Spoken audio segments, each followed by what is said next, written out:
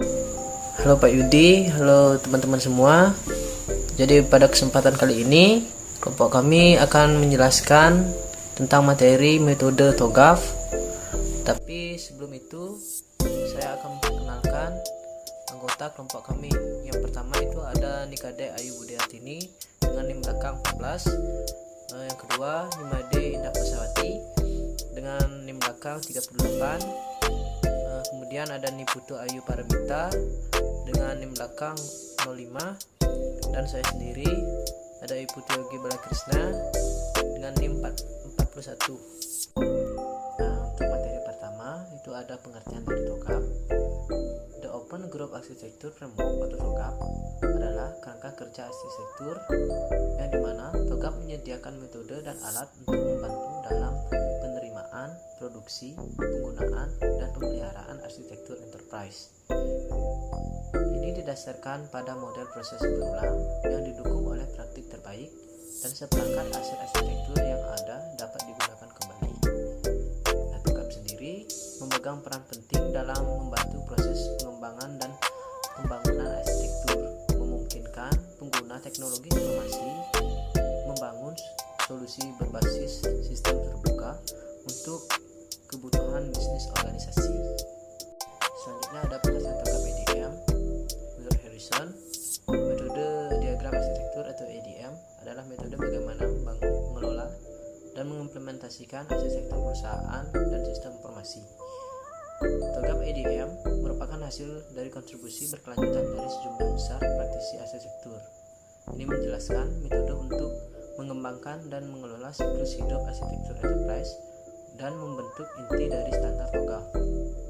TOGAF EDM mengintegrasikan elemen standar TOGAF yang dijelaskan serta aset arsitektur lain yang tersedia untuk memenuhi kebutuhan bisnis dan teknologi informasi suatu organisasi. Untuk materi selanjutnya ada lapisan arsitektur enterprise TOGAF yang pertama. Untuk materi ini akan dijelaskan oleh rekan saya.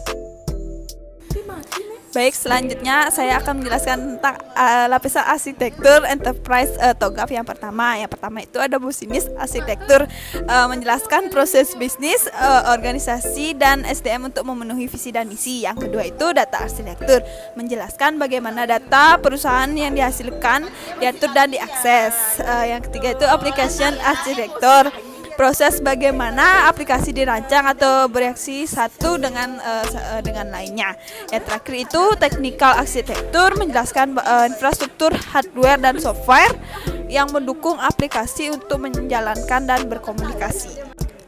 Selanjutnya itu lapisan arsitektur enterprise TOGAF 2. Yang pertama itu ada proses bisnis dan menghasilkan organisasi menggunakan data yang harus dikumpulkan, dikelola, diamankan, dan didistribusikan menggunakan aplikasi yang baik, itu aplikasi custom atau generik yang berjalan atas teknologi, infrastruktur, sistem, dan jaringan komputer. Selanjutnya itu ada tahapan dari metode TOGAF. Yang pertama itu ada preliminary, yaitu menjelaskan persiapan awal yang dibutuhkan untuk mencapai tujuan bisnis untuk arsitektur enterprise yang baru, termasuk penentukan framework dan prinsip-prinsip dari arsitektur. Yang kedua itu phase A atau arsitektur vision, menciptakan keseragaman pandangan mengenai pentingnya arsitektur enterprise untuk mencapai tujuan dari organisasi yang dirumuskan dalam bentuk strategi serta penentuan lingkungan. Yang kedua itu ada phase B atau bisnis arsitektur, yaitu mendefinisikan kondisi awal arsitektur bisnis, menentukan model bisnis atau aktivitas bisnis yang diinginkan berdasarkan skenario bisnis. Yang terakhir itu ada phase C atau informasi sistem arsitektur. Pada tahapan ini lebih menekankan pada aktivitas bagaimana arsitektur sistem informasi dikembangkan. Baik, selanjutnya ada fase D, teknologi arsitektur, yaitu membangun arsitektur teknologi yang diinginkan dimulai dari penentuan jenis kandidat teknologi yang diperlukan yang meliputi perangkat lunak dan perangkat keras. Lalu ada fase E, opportunities and solution. Pada tahap ini lebih menekan pada manfaat yang diperoleh arsitektur enterprise yang meliputi arsitektur bisnis, arsitektur data, arsitektur aplikasi, dan arsitektur teknologi, sehingga menjadi dasar bagi stakeholder untuk memilih dan menentukan arsitektur yang akan diimplementasikan. Lalu ada fase F, Migration Planning. Pada tahap ini akan dilakukan penilaian dalam menentukan rencana migrasi dari suatu sistem informasi. Lalu ada fase G, Implementation Governance, menyusun rekomendasi untuk pelaksanaan tata kelola implementasi yang sudah dilakukan. Tata kelola yang dilakukan meliputi tata kelola organisasi, tata kelola teknologi informasi, dan tata kelola arsitektur. Selanjutnya ada fase H, Arsitektur Change Management, menetapkan rencana manajemen arsitektur dari sistem yang baru dengan cara melakukan pengawasan terhadap perkembangan teknologi dan perubahan lingkungan organisasi, baik internal maupun eksternal, serta apakah akan dilakukan siklus pengembangan arsitektur enterprise berikutnya. Selanjutnya ada interpretasi. Interpretasi arsitektur adalah strategi pemanfaatan IT dan integrasi antara pengembang bisnis dengan pengembang IT. Penerapan IT governance lalu menjadikan perusahaan tersebut unggul. Merupakan kegiatan pengorganisasian data yang dipergunakan dan dihasilkan oleh organisasi yang mencakup tujuan proses bisnis dari organisasi tersebut dan merupakan sebuah blueprint yang menjelaskan bagaimana elemen IT dan manajemen informasi bekerja sama. Terima kasih. Untuk studi kasusnya, yaitu diambil dari penerapan TOGAF di Topography Training Center atau TTC. Nah, Topography Training Center atau TTC ini merupakan usaha kecil menengah atau UKM yang didirikan pada tanggal 29 Maret 2000. TTC ini juga merupakan suatu pusat pendidikan teknik survei pemetaan aplikasi komputer serta tempat uji kompetensi atau TUK bidang geomatika yang terkhusus pada teknik pengukuran. Program yang dimiliki oleh lembaga kursus berfokus untuk memberikan pendidikan dan pengembangan keahlian pengukuran kepada peserta didik, sehingga calon sumber daya manusia yang ahli dalam bidang pengukuran dapat bertemu dengan kebutuhan pada ruang lingkup geomatika. Untuk studi kasusnya, yaitu diambil dari penerapan TOGAF di Topography Training Center atau TTC. Nah, Topography Training Center atau TTC ini merupakan usaha kecil menengah atau UKM yang didirikan pada tanggal 29 Maret 2000. TTC ini juga merupakan suatu pusat pendidikan teknik survei pemetaan aplikasi komputer serta tempat uji kompetensi atau TUK bidang geomatika yang terkhusus pada teknik pengukuran.